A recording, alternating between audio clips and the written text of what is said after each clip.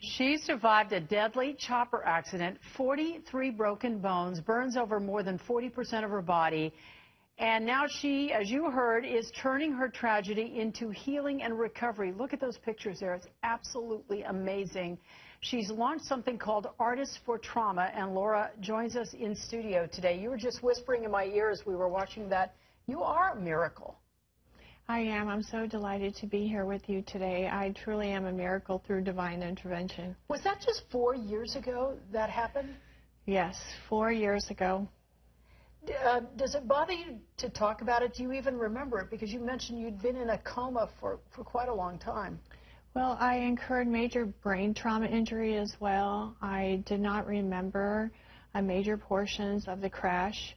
And through my Healing Through Art project, I was able to reconnect with much of the actual history as well as recreate art from tragedy. We're looking at pictures of the crash site right here now. It happened in Southern California? Yes, on Coleen Island.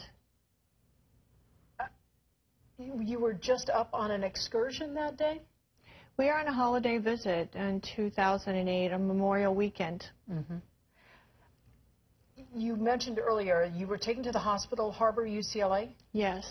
And then eventually Cedars? Correct. How long was that recovery process for you? The hospital process was about 3 to 4 months. I was in a hospital bed at my home for approximately a year and a half. It was two and a half years before I walked. Art is such a powerful tool. It is atypical outside of the medical treatment, but your medical treatment is so painful and exhaustive. Art creates joy. It creates connection. And the thing I love about art is there's no right or wrong way, and that's what Artists for Trauma is about. The patient does not have to be an artist. It's geared toward the level 1 trauma patient, very severely traumatized individual. Mm-hmm. You don't have to be an artist. You just have to be in the process of recovery. The ragdoll sculpture, that is representative of powerlessness and loss of structure. Right after the trauma, I felt internally, emotionally, structurally, I felt as if I had handicap stamped on my head, on my body. Mm-hmm. This really allowed me to express that through this particular creation.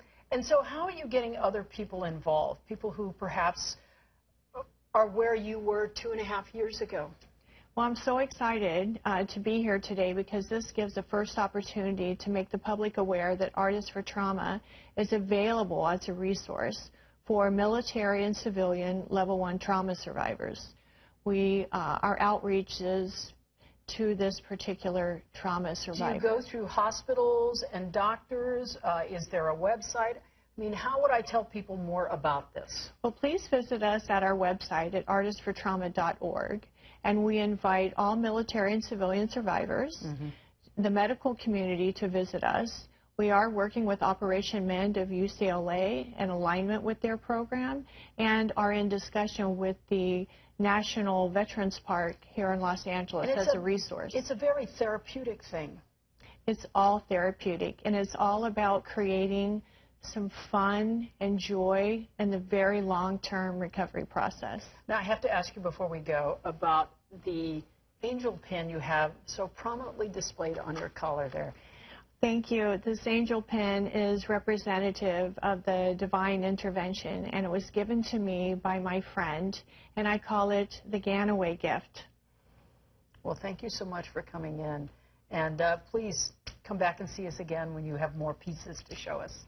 Thank you so much. All right, take care so much.